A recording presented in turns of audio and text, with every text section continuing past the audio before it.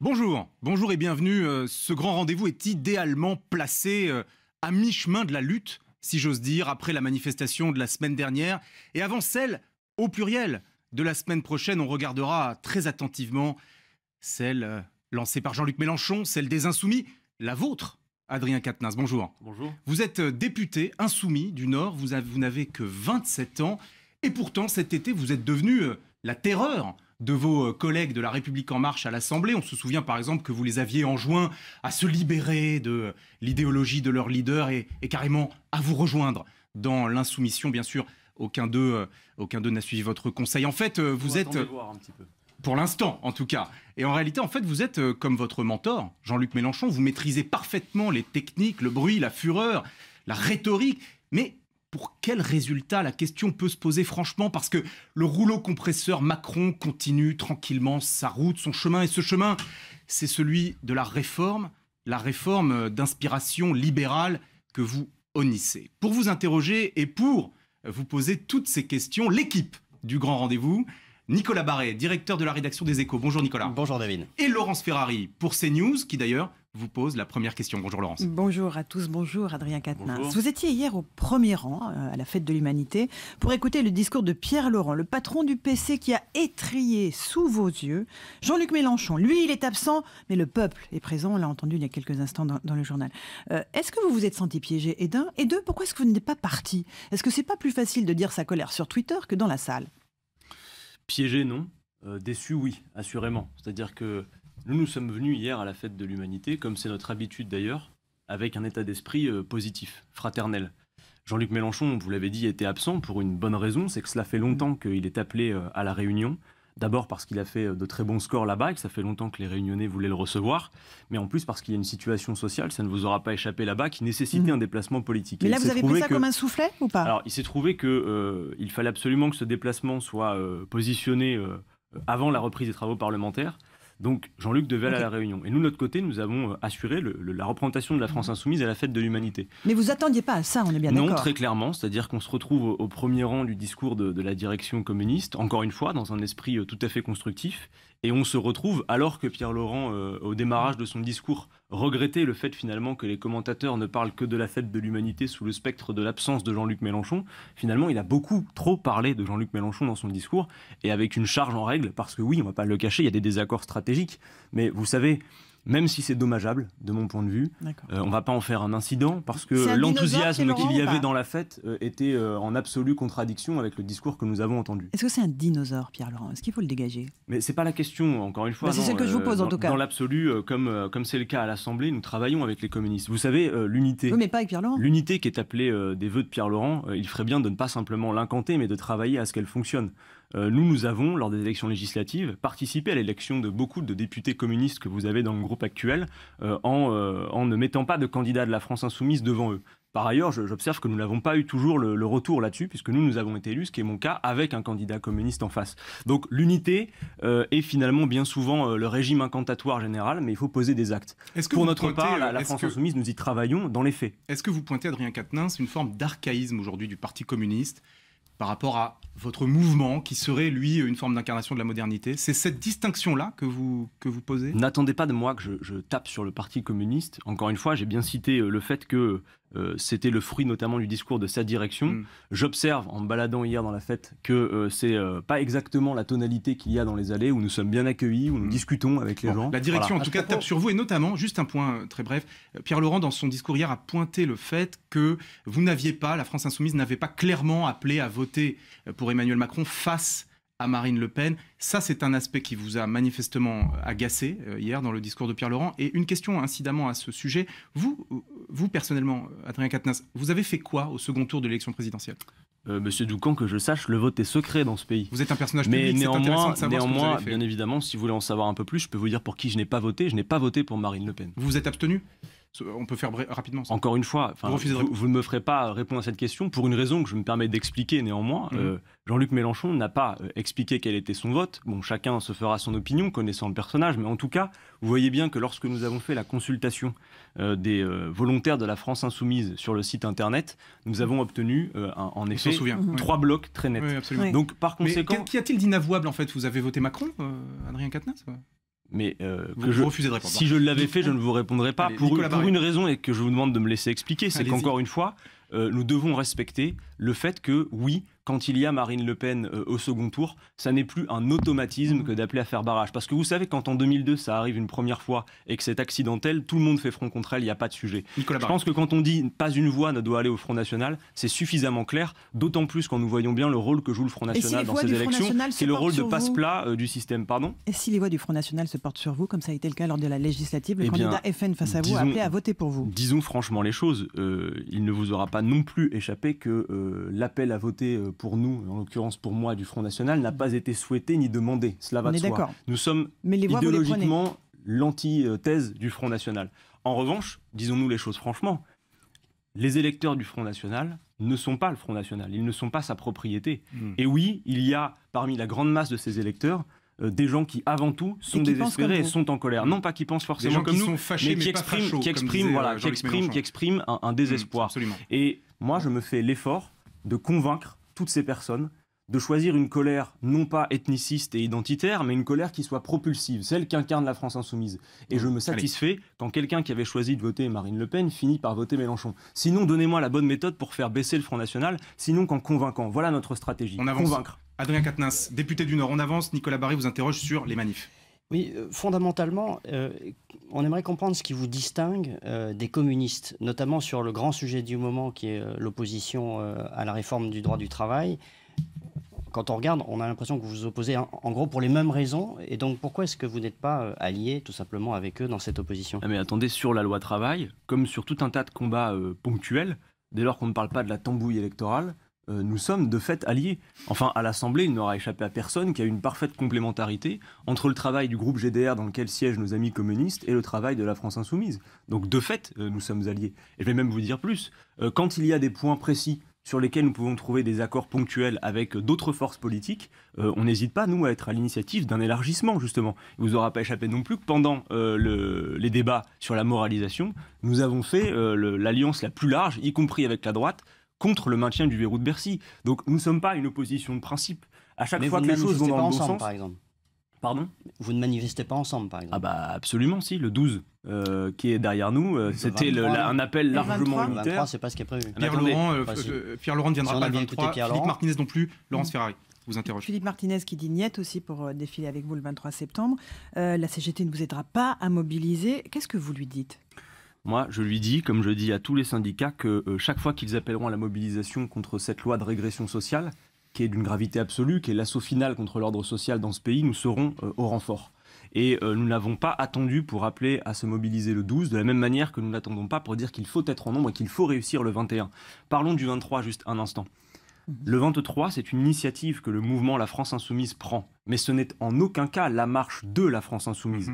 Comme syndicats, la CGT et les autres qui se mobilisent sont organisés pour mobiliser le cœur des personnes qui sont concernées par cette réforme, à savoir les 18 millions de salariés du privé.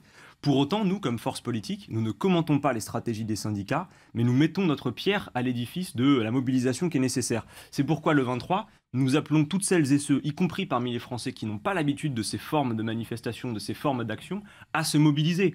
Le plus grand succès pour la France Insoumise serait de faire venir dans la rue des gens qui n'ont pas l'habitude d'y aller. Le 23, tout le monde s'en empare. Ça appartient à tout le monde. Il ne C'est pour s'agit ça que pas de c'est un mettre en samedi, avant donc. une forme politique. Notamment, vous savez, Madame Ferrari, moi je croise là maintenant dans ma circonscription un tas de salariés qui sont dans des entreprises où ils n'ont pas la représentation syndicale et ils me disent, nous, la semaine, nous ne pouvons pas nous mobiliser. Donc nous le faisons avec les syndicats la semaine, mais là, il y a un rassemblement le week-end. Et par ailleurs, samedi, à Paris, vous affrétez Voilà, des bus, des alors trains, il y a une mobilisation de la France Insoumise là, pour faire il y a une venir les gens. mobilisation incontestablement de la France Insoumise. Nous avons mis un dispositif de car et la mobilisation est bonne. Nous avons distribué d'ores et déjà près de 2 millions de tracts, 200 000 affiches. Donc il y a un effet de mobilisation Et en fait, qui est impressionnant. Mais par ailleurs... En fait, Adrien Quatennens, vous êtes toujours en campagne. Ah bah, Vous bien n'avez évidemment.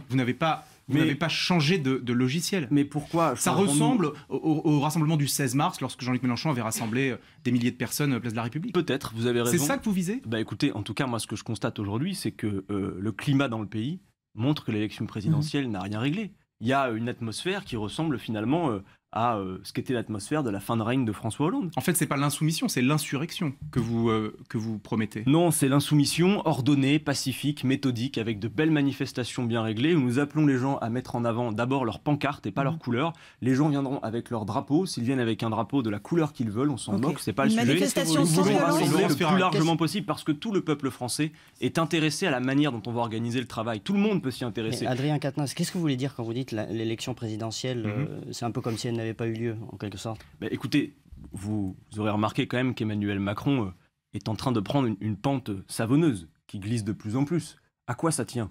Certainement pas un problème de pédagogie ou de communication, comme d'aucuns le disent beaucoup. Ça tient au fait qu'apparaît plus vite que prévu la profonde continuité idéologique qu'il y a entre ce que pose comme acte Emmanuel Macron et les quinquennats précédents. Enfin, il a réussi cette habileté qui a consisté à changer le casting, très bien d'ailleurs, à changer les costumes, mais vous n'aurez pas oublié quand même que le scénario de la pièce, c'est le même, profondément le même.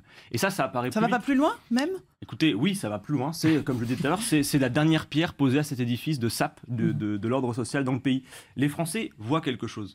Vous prenez un Nicolas Sarkozy, président étiqueté de la droite. Vous prenez François Hollande, soi-disant de gauche, et vous prenez Emmanuel Macron, appelons-le du centre hybride, comme vous voudrez. Il y a entre ces trois personnages un socle idéologique que moi je quantifie de l'ordre de 70 à 80%. On ne remet pas en cause l'ordolibéralisme, on ne remet pas en cause les directives européennes qui nous mènent à l'impasse, on ne remet pas en cause le productivisme. Par conséquent, les marges de manœuvre pour faire autrement que son prédécesseur sont assez limitées. Et là où nous sommes très à l'aise, c'est que cette continuité mène à l'impasse. Les emplois promis n'arrivent pas, et donc les Français se disent on a tout essayé, Là, il y a que et 3 on mois. voit que c'est les mêmes recettes. Les Donc, emplois il faut n'arrivent pas nous parce que puissions ça être fait le que recours. 3 mois. Mais pour Mais juste autant, une vous question. contestez En sa 3 mois, ça glisse légitimité. quand même, franchement, vous l'aurez vu. Pour autant, vous contestez sa légitimité? Absolument pas. Vous lui Soyez reconnaissez rassurés. une légitimité Mais démocratique. attendez, qui suis-je Voilà. pour faire autrement? Il a été élu, je lui reconnais. Par contre, ce que je dis, il faut le Mais- préciser, c'est qu'il ne faudrait pas qu'il oublie quand même, et il agit comme s'il l'avait oublié, que son élection s'est faite dans un contexte particulier. Emmanuel Macron a été élu d'abord et avant tout dans un océan d'abstention, et avec un fait spécifique qui est l'élection face à Marine Le Pen. Bien sûr. Or, il se comporte comme si les Français avaient un niveau d'adhésion absolu à son projet. Donc attention, On revient brièvement. il aux n'a manifs. pas les mains libres pour faire ce On qu'il revient veut. brièvement aux manifs Juste- avec Laurence Ferrari. Avec un mot de la sécurité, les dernières manifestations ont été émaillées de violences. On se souvient des violences contre l'hôpital Necker lors de la loi El Khomri, la manif contre la loi El Khomri. Comment est-ce que vous garantissez la sécurité des gens qui vont venir manifester avec les poussettes, hein? Vous demandez même que les gens viennent avec leurs enfants. Il faut que nous nous assurions que le grand nombre puisse venir, et je le disais, y compris ceux qui n'ont pas l'habitude. Et donc il ne faut pas faire peur, il faut créer les conditions de quelque chose de discipliné. Mais vous savez, nous organisons les choses comme nous le pouvons avec nos services d'ordre. Les syndicats font ça très bien et c'est très dur aussi. Et dès qu'il y a de la violence, ça dessert la cause. Disons les choses Il y franchement. en a eu mardi dernier. Mais vous les condamnez. Ouais, c'était très marginal par Est-ce que ailleurs. vous condamnez Mais les sans- violences en marge des manifestations? Regardez, sans réserve, je condamne absolument toute forme de violence. Nous sommes les pacifistes, nous avons besoin d'ordre et de méthode pour venir à nos fins. Vous savez, pendant la loi El Khomri, j'ai eu souvent, je vais le dire, assez mal au cœur en fin de manifestation. J'avais vu notamment une manifestation des dockers qui s'étaient déplacés en nombre. Vous aviez des rues en pente sur lesquelles vous voyez tous ces dockers avec les casques en ordre. C'était quelque chose qui était très beau à voir, cette mobilisation. Ça touchait finalement. Et qu'est-ce qu'on avait le soir au moment des JT? Les quelques abrutis qui avaient cassé les vitres. Voilà. Eh bien, ça nous dessert. Il faut que nous mettions les conditions pour que le grand nombre puisse Que venir les abrutis manifester. restent chez eux. Les abrutis, c'est qui? Parce que nous, on se fait traiter d'abrutis, vous Les voyez. Black Blocs? Non, mais attendez, clairement, ces gens-là desservent nos manifestations. Moi, je demande qu'on fasse les choses dans le calme, qu'ils nous aident à maintenir l'ordre plutôt que de créer le désordre. Adrien Quatennens, député France Insoumise du Nord, on retiendra que les casseurs dans les manifestations sont des abrutis. On se retrouve après une première pause et on entrera, Adrien Quatennens, dans le fond du débat politique de cette rentrée. Le grand rendez-vous, deuxième partie avec notre invité Adrien Quatennens, député France Insoumise du Nord. Laurence Ferrari pour CNews, Nicolas Barré pour Les Échos, qui vous interroge en ce début de première partie. On entre dans le fond des débats de cette rentrée politique. Oui, les politiques de baisse de charges sociales, ça a d'ailleurs toujours été présenté comme ça, mettent beaucoup de temps à agir. Et là, on constate que depuis un an, l'économie française a créé 300 000 emplois, pour l'essentiel d'ailleurs dans le secteur privé. C'est sans doute largement un effet du CICE, en tout cas c'est ce que disent les employeurs. Est-ce que vous admettez que ce type de politique peut fonctionner? Non, c'est-à-dire qu'il faut voir quelle est la réalité de l'emploi derrière. Encore une fois, y compris avec les ordonnances, on pourra peut-être faire la démonstration statistique que le chômage baisse. La question, c'est quelle réalité derrière, quelle forme d'emploi, quel type d'emploi. Moi, je n'ai pas vu 300 000 emplois créés, c'est pas rien. C'est dans Donc tous les ces secteurs. ordonnances, CICE, 300 000, c'est ça? 300 000 emplois ont été créés depuis un an. D'accord. Combien avait promis M. Gattaz, rappelez-moi? Il y avait un petit pins à la cravate, vous vous en souvenez? 1 million. On n'en voit pas la couleur. Sur Ça 5 fait ans. rapporter le coût du CICE, rapporter le coût du CICE au nombre d'emplois créés, vous verrez que ça fait cher l'emploi. Hein. Donc non, moi je pense que le problème d'emploi en France, c'est un problème de pénurie. Aujourd'hui, vous avez une situation où vous avez un emploi non pourvu pour 300 chômeurs. Donc il y a un besoin de relance d'activité, qui ne tient pas d'ailleurs au contenu du droit du travail. Disons-le franchement.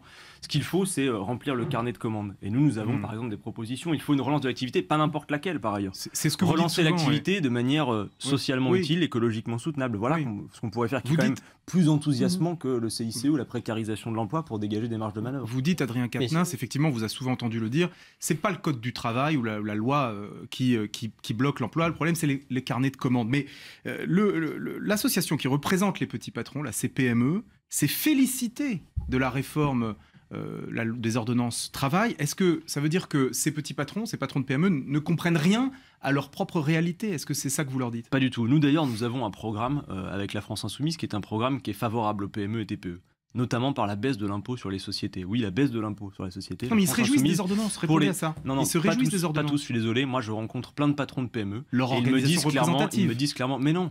Encore une fois, vous avez vu par exemple écoutez, que on sur ne les... doit pas voir les mêmes. Non, mais vous avez vu par exemple que sur les CHSCT, CHSCT qui disparaissent, il y a des entreprises qui disent qu'elles voudraient le maintenir parce que le CHSCT, il y a des compétences maintenant qui sont dedans et une expertise.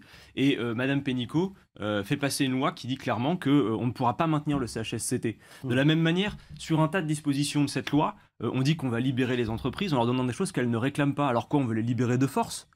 Moi, ce que je dis, c'est que l'économie du pays a besoin d'une relance de l'activité. Elle est trop financiarisée. Et par ailleurs, sur les PME et TPE, oui, c'est vrai, il y a un problème, c'est qu'elles ont tout l'effort sur leurs épaules, alors que les grandes entreprises sont bien moins taxées. Voilà qu'il y a à faire. Mais ces ordonnances, encore une fois, ne vont pas créer de l'emploi, ne vont pas relancer l'activité. Elles ne vont pas créer un seul emploi, selon vous? Encore une fois, moi, je demande qu'on s'interroge bien sur la qualité de l'emploi qui va être créé. Quand bien même, déjà, donc, premièrement... elles vont créer des emplois? Non, parce que l'OCDE a fait la démonstration qu'il n'y avait pas de corrélation entre le contenu du droit du travail et la politique d'embauche. Enfin, dans ce pays, ce n'est pas le droit du travail qui dicte la politique d'embauche, c'est le niveau de l'activité et des carnets de commandes. Soyez-en sûrs. Et moi, tous ceux que je croise me le disent. Donc je demande à ce qu'on me fasse rencontrer des patrons de PME qui sont satisfaits absolument de ces ordonnances. Par contre, oui, mais il y en a énormément. Attendez, ça fait 20 ans. La CPME se félicite de cette réforme. Mais qu'il y ait ça et là... Bien sûr qu'ils veulent des carnets de commandes remplis. N'importe quel chef d'entreprise vous dira la même chose. Mais Monsieur Barret, qu'il y ait ça et là, des patrons, y compris des petits patrons, qui soient satisfaits de cette opération des ordonnances. Je ne le conteste pas. Ce que je vous dis, c'est que la grande masse d'entre eux nous demande autre chose que ça et ne réclame pas le tiers de ce qu'il y a dans cette loi des ordonnances. Encore une fois, le projet d'Emmanuel Macron avec cette loi, c'est de dire, comme il faut que j'affiche un taux de chômage plus bas, il faut absolument que je m'attaque au droit du travail, mais la question est celle de la réalité de l'emploi derrière. Le projet de Macron ici, c'est le remplacement du chômage de masse par la précarité de l'emploi. Nous avons plus enthousiasmant à faire. Par une relance de l'activité, vous créez de l'emploi. La planification écologique que nous appelions de nos voeux avec l'investissement de 100 milliards, c'est plus de 300 000 emplois. C'est quand même plus enthousiasmant. À quel terme? Mais 10 ans, 15 ans à l'échelle du quinquennat, c'est quand même plus enthousiasmant de se lever le matin en se disant que l'emploi est corrélé à des grands défis humains auxquels il nous faut répondre, que de mener cette compétition. Moi, je demande, quelle est l'étape suivante après cette réforme? C'est les jobs à 1 euro à l'allemande, c'est ça le modèle social qu'on veut. Je pense que nous avons mieux à faire. Juste Adrien Quatennens, juste un mot. Vous dites 100 milliards d'euros pour 300 000 emplois. Je pense que là, le ratio est encore davantage coûteux que celui du CICE. Non, mais les 100 milliards, c'est plein de technologies, c'est plein de choses qu'il faut faire pour relancer l'activité sur d'autres bases. Encore une fois, je pense qu'il y a autre chose que ces ordonnances rabougries à faire pour l'emploi, parce que le résultat, vous voyez, c'est qu'on dit toujours aux Français, serrez-vous la ceinture, c'est comme ça que vous allez retrouver votre poids de forme. Les Français sont de bonne foi, ça fait 20 ans qu'ils appliquent cette feuille de route, qui par ailleurs est la feuille de route du MEDEF, pas celle des PME. Et le résultat, c'est quoi? On dit toujours ça va faire plus d'emplois. Est-ce que nous avons vu le retour sur investissement de ces derniers quinquennats sur l'emploi? Absolument pas. Par contre, la France peut se targuer d'être championne de quoi? D'être record d'Europe des dividendes versés aux actionnaires. Voilà ce que produit ce type de loi. Parmi ceux qui vont Parmi ceux qui vont serrer la ceinture, il y a les retraités. C'est la prochaine étape de la mobilisation, le 28 septembre. Les retraités sont appelés à descendre dans la rue. Comment est-ce que vous faites pour expliquer que c'est pas normal que tout le monde soit au même régime? Comment est-ce que, voilà, franchement, c'est de plus en plus difficile à accepter pour les acquis sociaux, notamment de certaines catégories qui sont différents de l'ensemble de la population. Il y a 2 sujets que vous évoquez là en filigrane dans votre question. D'abord, la question de la CSG. Vous avez vu que pour cette baisse des cotisations qu'Emmanuel Macron appelle de ses voeux, qui est censée redonner du pouvoir d'achat, je demande d'ailleurs qu'on s'arrête juste un instant, c'est que cette baisse des cotisations, elle va profiter le plus à ceux qui ont le plus, puisqu'il y a un effet de progressivité qui fait que plus votre salaire est élevé, plus vous allez bénéficier de cette baisse de cotisation. Par contre, la CSG, elle va augmenter pour tout le monde, y compris pour ceux qui ne vont pas bénéficier de cette baisse des cotisations. Vous avez parlé des retraités, qui, Emmanuel Macron, sont les nantis. Alors, il faudrait quand même voir ce que c'est que vivre avec une petite retraite aujourd'hui dans notre pays. Ensuite, vous posez la question des régimes. Effectivement, on a vu notamment qu'Emmanuel Macron voulait s'attaquer au régime de la SNCF, par exemple. De la SNCF. Mais je demande qu'on y regarde de plus près. Pas avant 2019. Le régime de la SNCF pour les retraites, il est régulièrement en excédent. Et Emmanuel Macron fait cette proposition malhonnête qui consiste à dire en échange de la fin de votre régime, on va récupérer la dette de la SNCF. Sauf que la dette de la SNCF et la question du régime de retraite n'ont rien à voir. C'est 44 milliards d'euros. La dette de la SNCF est un héritage non seulement de l'avant-guerre et des compagnies privées avant sa nationalisation, et elle est également le fruit des investissements très lourds, comme sur les LGV qui ont été faits récemment. Et il n'y a pas non plus de corrélation entre le niveau des retraites. De 2 à 3 mais par contre, le régime des retraites, lui, monsieur, il est excédentaire, bien souvent. Donc il n'y a pas de corrélation entre la dette. On essaie d'agiter un espèce d'épouvantail. Et par ailleurs, disons une chose franchement, vous parlez des régimes spéciaux, mais voyez aujourd'hui, ce type de loi, les lois libérales, disons-le ainsi, provoquent cet effet d'harmonisation par le bas. Finalement, celui qui gagne la compétition, c'est toujours le moins-disant social. Et donc, il y a un effet de dumping interne dans notre pays qui fait que, et cette loi ordonnance va encore plus le provoquer, qui fait que l'entreprise qui accorde des droits moins importants va avoir un avantage concurrentiel sur l'entreprise du même secteur qui est dans le pays. Alors moi, je demande une chose. Est-ce qu'on n'aurait pas les marges de manœuvre dans un pays comme la France, qui regorge de possibilités d'harmoniser par le haut? Si certains veulent bénéficier du régime de la SNCF, pas des régimes, mais un régime général qui soit plus avantageux pour tout le monde, pourquoi pas? Il faut arrêter de voir toujours le problème par le petit bout de la lorgnette. Aujourd'hui, ce pays est riche comme jamais. Nous pourrions faire une harmonisation par le haut. Là, c'est toujours maintenant diviser aussi les Français entre eux et regarder celui qui a plus d'avantages pour venir le passer au pilori. Non, s'il y en a un qui a plus d'avantages, eh bien qu'on harmonise vers le haut. Adrien Quatennens, député France Insoumise du Nord. Nicolas Barré vous interroge. Vous dites souvent que la France doit être aux avant-postes pour faire bouger les choses, notamment en matière fiscale. Alors, ce week-end, justement, la France est aux avant-postes sur un sujet qui consisterait à convaincre le reste de l'Europe de taxer les géants de l'Internet en fonction du chiffre d'affaires qu'ils réalisent dans chaque pays, ce qui serait quand même plus juste. Est-ce que vous dites bravo au gouvernement pour cet effort? Sur le principe, oui. Par contre, sur le cas spécifique, par exemple celui de Google, je crois, auquel s'attaquait M. Darmanin, entre autres, il y a quand même, oui, il y en a d'autres, mais il y a quand même quelque chose d'assez spécifique, c'est que, et notamment ça fait le lien, on parlait tout à l'heure du verrou de Bercy qui fait que le ministère garde la capacité ultime de recours, notamment contre les entreprises qui fraudent ou qui ne payent pas leurs impôts en France. Il y a quand même quelque chose d'assez particulier. Enfin, vous, comme contribuable, est-ce que vous asseyez à la même table que le ministre pour négocier votre impôt? Là, on parle parfois de négocier son impôt.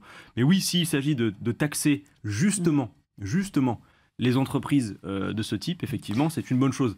Mais vous savez, en matière fiscale, si le gouvernement a besoin d'inspiration, on a beaucoup de propositions à lui faire. Alors Emmanuel Macron a pris aussi le lead en Europe sur la question des travailleurs détachés. Il a fait le tour de plusieurs capitales européennes pour renforcer les contrôles et mieux protéger les salariés français. Vous saluez là aussi les efforts de la France pour lutter contre le dumping social ? C'est beaucoup d'agitation pour pas grand-chose. En fait, il y a beaucoup de contradictions dans les actes que pose Emmanuel Macron. D'un côté, il prétend remettre en cause le travail détaché. Finalement, c'est l'aboutissement aussi d'un modèle néolibéral de dumping social qui est intrinsèque à l'Union européenne telle qu'elle fonctionne aujourd'hui. Adrien Quatennens. Mais là, il le combat, il va sur la scène européenne, il obtient des résultats, il a isolé la Pologne. Il pose de petites rustines sur un pneu crevé. Il faut changer la roue. C'est ça qu'il faut faire aujourd'hui. De la même manière que, par exemple, quand il pose un acte tel que le fait... Il ne doit pas y avoir de Français qui travaillent ailleurs. Je reviens tout à l'heure sur le socle idéologique. Je pense foncièrement, et je ne vous conteste pas le droit d'être en désaccord avec moi sur ce point, je pense foncièrement que tant qu'on ne remettra pas en cause le fonctionnement de l'Europe libérale aujourd'hui, on ne pourra améliorer les choses qu'à la marge. Et c'est insuffisant. Voilà ce que je dis. De la même manière, je prends un exemple tout autre, mais qui me semble parlant dans l'actualité du moment. Quand Emmanuel Macron va aux Antilles pour Irma, et que 10 jours plus tard, alors que la cause est clairement le réchauffement climatique, va accepter le 21 septembre que s'applique sans vote des parlementaires le traité de libre-échange avec le Canada, CETA, dont une commission vient d'affirmer au niveau écologique que c'était quelque chose d'accablant. Entendez bien qu'avec ce traité de libre-échange, même les conclusions de la COP21, si on applique le CETA, en l'état, ne seront pas respectés. Donc si vous voulez, malheureusement, Emmanuel Macron est pétri de fait de contradictions, puisqu'il ne remet pas en cause le cadre général. Encore une fois, on ne pourra faire que des ajustements à la marge tant qu'on ne s'attaque pas foncièrement à ce qui est l'essence même de l'Europe telle qu'elle fonctionne aujourd'hui. Et je mets en garde, partout où les peuples se prononcent aujourd'hui sur l'Europe, vous avez remarqué qu'il y a une contestation. Et moi, je mets en garde. C'est rarement une contestation humaniste qui est aux avant-postes de la contestation en Europe. Les plus raisonnables, c'est nous. Nous ne proposons pas de faire exploser les choses. Nous disons, tel que ça fonctionne aujourd'hui, ça ne peut plus durer. Et ça ramène par la fenêtre des tensions que l'Europe était censée évacuer. On va évoquer un nouveau sujet. On va avancer. On va évoquer un nouveau sujet de fond qui va être au cœur de vos débats à l'Assemblée nationale dès la semaine prochaine ou la semaine suivante. La sécurité. La menace terroriste est toujours au pinacle. Vous avez vu ce qui s'est passé à Londres. Il y a eu une deuxième arrestation aujourd'hui dans l'actualité. Sur cette loi sécurité que vous allez être amené à débattre, quelle est votre position? Considérez-vous qu'elle est totalement liberticide? Écoutez, on commence par dire une chose avant de rentrer dans le débat pour éviter qu'on caricature nos propos. Bien évidemment, la France Insoumise dit qu'il faut s'attaquer sans relâche aux terroristes. Vous m'avez entendu? Maintenant que ça c'est clair, je viens sur votre question par rapport à la loi du gouvernement. Ouais. Écoutez, s'il fallait résumer cette loi, qui comme les ordonnances est une loi très technique, Gérard Collomb finalement nous dit pour mettre fin à l'état d'urgence, faisons l'état d'urgence. Voilà ce qu'est le fond de cette loi. Parce que l'état d'urgence a été prolongé aujourd'hui plus de 6 fois. Je reconnais qu'il y a un effet utile à l'état d'urgence dans son caractère exceptionnel, notamment par l'effet de surprise qu'il permet. Néanmoins, nous voyons bien que ce n'est pas efficace. Mais factuellement, de la même manière, attendez, juste factuellement, vous dites cette loi, c'est l'état d'urgence qui continue. Non, ce n'est pas vrai. Cette loi vise à remplacer l'état d'urgence, notamment en donnant un rôle bien plus important aux juges dans les décisions concernant les perquisitions, il y a dans cette proposition de loi un déséquilibre en faveur de l'administration, plus que le pouvoir judiciaire. Je vous demande de regarder de bien près, parce que là, on peut en discuter si vous voulez. Le contenu de la loi donne plutôt le point à l'administration. Mais venons au fait, c'est les résultats qui comptent. Ça fait maintenant, je crois, une vingtaine de lois antiterroristes qui ont été votées successivement. Nous nous demandons simplement, raisonnablement, qu'on puisse en faire le bilan.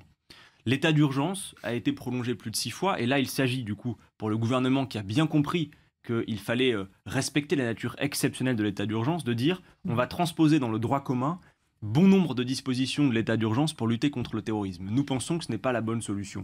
Moi, je pense que dans le droit commun, il y a déjà tous les leviers nécessaires pour lutter méthodiquement contre le terrorisme. Et je demande juste qu'on prenne garde à une chose, c'est que vous voyez, quand on transpose dans le droit commun des dispositions qui sont de caractère exceptionnel, on prend aussi le risque que le jour où, éventuellement, ce qui n'arrivera sans doute pas, un régime pas souhaitable prend les manettes dans ce pays, on voit quel serait l'usage qui en est fait. Je demande qu'on regarde le nombre de manifestations qui ont été interdites à cause de l'état d'urgence, c'est assez significatif. Quand vous dites lutter contre le terrorisme islamiste? Mais le terrorisme de toute nature, moi non, mais celui-là. Mais celui-là et tous les autres. On parle de quoi? C'est pas du terrorisme islamiste. On parle de gens qui assassinent des innocents, qui ne sont pas en capacité de riposter. On parle de grandes puissances auxquelles il s'agit de s'attaquer. Il y a notamment la question de la finance. Au nom de quoi? Je ne sais pas. Écoutez, beaucoup de gens se réclament effectivement de l'islam. On a le droit de leur contester. Enfin, si un espèce de fou se met dans la rue avec une kalachnikov et dit « moi c'est pour les éléphants roses », vous allez du coup lui accorder le crédit que c'est pour les éléphants roses. Je ne conteste pas le fait qu'il y ait une idéologie derrière ça. Mais vous savez, il y a bon nombre de musulmans dans ce pays, la très grande majorité, qui se désolidarisent tout de suite. Il n'y a pas de sujet là-dessus. Donc encore une fois, on attaquera correctement le terrorisme en étant sur la prévention, en renouant avec des méthodes qui pourquoi sont ne pas nommer des les méthodes... choses Pardon, mais pourquoi ne pas nommer les choses? Qu'est-ce que vous voulez que je dise? Laurence Ferrari vous demande s'il s'agit d'un terrorisme islamiste. Mais de fait, il y a un terrorisme islamiste comme il y a d'autres sortes de terrorisme, mais il y a d'abord et avant tout une caractéristique qui est des assassins, quels qu'ils soient, quelles que soient leurs origines. Vous avez quand même remarqué que la plupart des gens qui ont commis les attentats ces dernières années étaient des Français par ailleurs, et pas les plus pratiquants. Adrien Quatennens, député France Insoumise du Nord, on retiendra, on a évoqué beaucoup de sujets dans cette partie, mais on retiendra qu'Emmanuel Macron veut libérer de force les entreprises, c'est ce que vous nous avez expliqué. On marque une deuxième pause et on se retrouve juste après, troisième partie du grand rendez-vous, on va parler un peu politique. Troisième et dernière partie de ce grand rendez-vous avec notre invité ce matin, Adrien Quatennens, député France Insoumise du Nord. Quelques questions politiques, c'est à vous Laurence. Notre confrère et journaliste Lou Bureau a été libéré. Il est arrivé aujourd'hui en France après 51 jours de détention en Turquie. Est-ce que vous dites bravo Emmanuel Macron pour avoir obtenu cette libération? Dans le même temps, 170 journalistes sont toujours emprisonnés en Turquie. Est-ce que vous rêvez toujours d'un monde sans journalistes? Alors d'abord, je me satisfais comme tous les volontaires de la France Insoumise, il y en a tous les Français de cette libération. C'est un grand soulagement. Donc oui, bravo de l'avoir obtenu. Et ensuite, votre deuxième question, finalement, est gênante après cette première, puisque nous ne disons pas qu'il faut se débarrasser des journalistes. Vous faites référence, j'imagine, notamment à une fameuse conférence que nous avons tenue à Marseille sur la qualité des médias. Vous savez, nous interrogeons plutôt l'indépendance des journalistes que nous souhaitons profondément. Or, aujourd'hui, on voit bien que dans notre pays, les médias, audiovisuels, la presse écrite, la radio, sont tenus par, en bout d'organigramme, 9 milliardaires. Vous nous avez senti tenus ici? Non, c'est pas ce que je dis, mais dans les faits, là où nous sommes, comme dans plein d'autres endroits, il y a en bout de course 9 milliardaires. Il y a donc des choix éditoriaux, il y a toutes sortes de journalistes qui se prétendent objectifs ou neutres, mais moi je considère, et ça se respecte, que l'objectivité et la neutralité en politique, ça n'existe pas. Tout est politique, donc on a tous des opinions et on les exprime de manière différente. Non, nous au contraire, nous voulons libérer les médias, s'assurer de l'indépendance des journalistes. Donc voilà, par ailleurs, je trouve ça effectivement assez gênant que vous fassiez le parallèle, on nous l'a déjà fait. C'est-à-dire que là, Lou Bureau a été libéré de Turquie.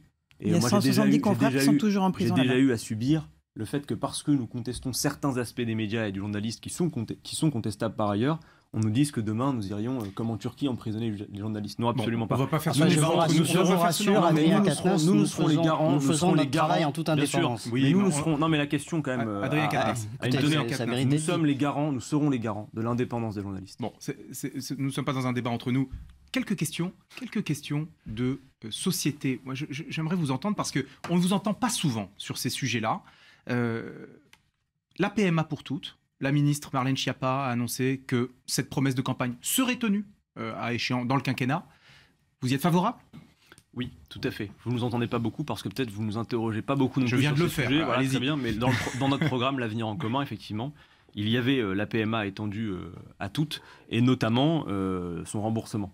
Donc oui, encore une fois, vous voyez bien que nous ne sommes pas une opposition principielle. Quand ça va dans le bon sens, nous applaudissons des deux mains. Et là, comme c'est dans notre programme... En un mot sur la PMA quand même, pourquoi y êtes-vous favorable? Pourquoi est-ce que, selon vous, un progrès? Parce qu'il faut absolument veiller à une stricte égalité dans cet accès, qui était aujourd'hui de fait inégal. Et après, je demande juste qu'on ne fasse pas l'amalgame avec la GPA, qui est souvent fait, et sur laquelle plutôt nous sommes opposés. Parce qu'il s'agit d'une commercialisation du corps de la femme. Parce qu'il s'agit du faire du corps de la femme un outil de production. Et ça, c'est quelque chose avec lequel nous ne sommes pas d'accord. Sur la fin de vie, qui est une question qui mérite encore une fois beaucoup de temps, est-ce que vous avez pris connaissance du plaidoyer d'Anne Berthe, écrivaine de 59 ans, atteinte de la maladie de Charcot, qui va devoir aller en Belgique pour mourir dignement? Quelle est votre position à vous? J'ai vu ça et je considère que de la même manière qu'il y a longtemps, dans une époque que je n'ai pas connue, on traversait les frontières pour aller avorter, eh bien je considère qu'aujourd'hui nous ne devrions pas laisser nos concitoyens devoir aller à l'étranger pour pouvoir mourir dans la dignité. Donc oui, nous sommes également pour constitutionnaliser le droit de mourir dans la dignité. Il n'y a pas ce qu'il faut dans la loi Leonetti sur la fin de vie. Il faut aller vraiment plus loin, il faut aller au bout. Il faut pouvoir garantir le droit d'éteindre la lumière quand on le souhaite. C'est un objectif ultime, j'ai envie de dire, de l'émancipation humaine. Et bien évidemment, nous y sommes favorables. Et si le gouvernement va dans ce sens, nous le soutiendrons sans réserve. Alors on passe à toute autre chose. Jean-Luc Mélenchon, qui lui n'a pas du tout encore éteint la lumière. Une question concernant votre leader. Il est d'ailleurs à La Réunion en ce moment. Il fait des meetings, des bains de foule. Il a eu cette phrase dans une interview à la Provence. Si Hamon s'était retiré, il serait Premier ministre et moi Président de la République. Il a toujours pas fait le deuil de sa défaite, de son élimination au premier tour de l'élection présidentielle, Jean-Luc Mélenchon. Il est toujours en campagne. Ah bah de fait, nous sommes toujours en campagne, mais si vous voulez, le fait que l'élection présidentielle soit passée ne nous empêche pas d'en tirer encore aujourd'hui des conclusions et des bilans. On est en réflexion permanente, ça vous le voyez bien. Donc effectivement, sur cette question-là, on le sait bien. Nous, on considère effectivement que le maintien à tout prix jusqu'au bout de la candidature de Benoît Hamon a contribué, je pense qu'il ne faut pas avoir des loupes particulières pour le voir, a contribué au fait que nous soyons passés à côté de cette victoire. Maintenant, nous ne faisons pas de la politique sur les rancœurs. D'ailleurs, nous sommes très satisfaits que Benoît Hamon vienne avec nous le 23. Il aura un accueil chaleureux, nous y veillerons. Et il faut créer comme ça des ponts et des passerelles, c'est nécessaire et la France Insoumise y travaille. Qu'est-ce qui lui manque à Benoît Hamon pour devenir un bon insoumis? Pas grand-chose, on a l'impression. Mais peut-être qu'il l'est déjà. Il va nous en faire la démonstration. Écoutez. Peut-être qu'il va rejoindre les rangs de la France insoumise. On verra avec lui. Quand Jean-Luc Mélenchon compare le PS à un zoo où les animaux se gardent entre eux, c'est une image assez violente. Bon, écoutez, aujourd'hui, le Parti socialiste est, à mon avis, durablement enlisé. Et il n'a pas eu besoin de la France insoumise ou de qui que ce soit, d'ailleurs, pour arriver à cette situation-là. Il a glissé sur ses propres turpitudes du quinquennat de François Hollande. Donc aujourd'hui, vous avez en son sein des gens qui étaient dans la ligne de François Hollande, qui prétendent reprendre le leadership, puis le spectre de François Hollande est toujours là, qui les guette pas trop loin. Et puis vous avez celles et ceux qui ne veulent pas en sortir, pensent qu'ils pourront encore avoir des positions. Enfin, tout ça, c'est une tambouille. Moi, je pense que ceux qui se font l'illusion qu'aujourd'hui, ce qu'il faut faire, c'est reconstruire, se trompent. On ne refera pas naître le phénix de ses cendres. Justement. Ce qu'il faut, c'est se redéployer. Et nous sommes une force qui tendons la main en permanence. Et tout le monde est bienvenu. Nicolas Barré. Justement, vous avez été élu à Lille avec quelques dizaines de voix d'avance et avec le soutien aussi de proches de Martine Aubry, de François Lamy. Et justement, est-ce qu'il y a quelque chose à faire de votre point de vue avec certains socialistes comme Martine Aubry, comme peut-être Anne Hidalgo ou d'autres?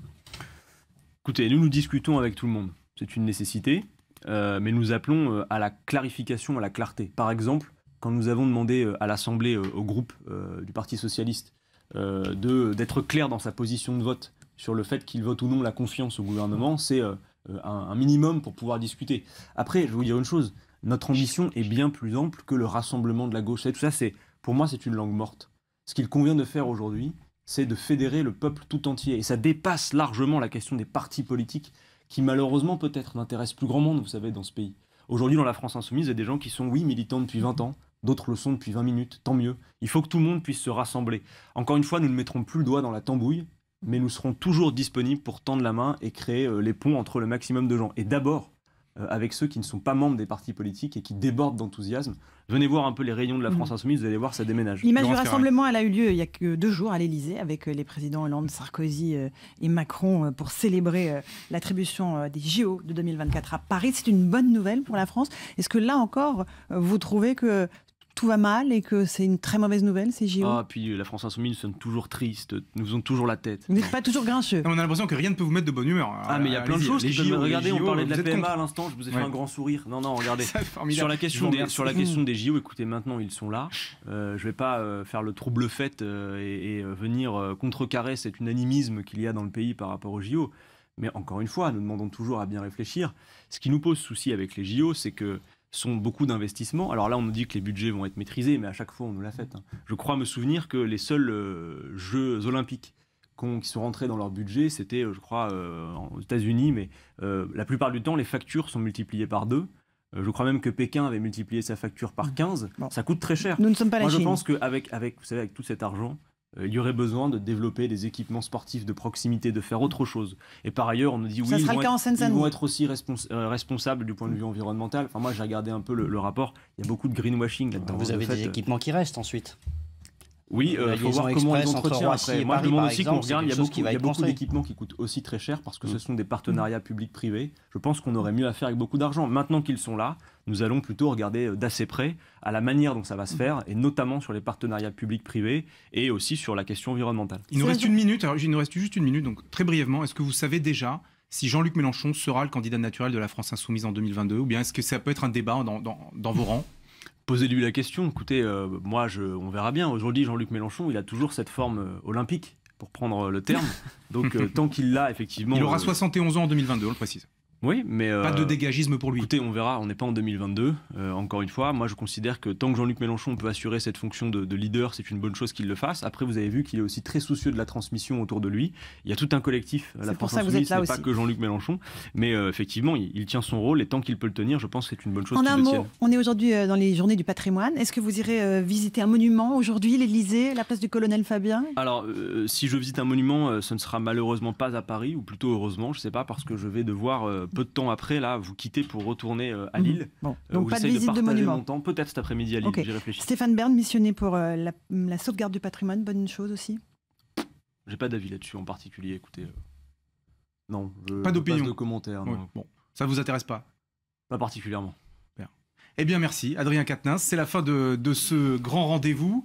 Adrien Quatennens était donc notre invité ce matin, député France Insoumise du Nord. La semaine prochaine, dimanche prochain, nous recevrons à la même heure sur Europe 1 et CNews Muriel Pénicaud, ministre du Travail. Mobilisez-vous. Juste après votre manifestation juste après votre manifestation du samedi 23 septembre.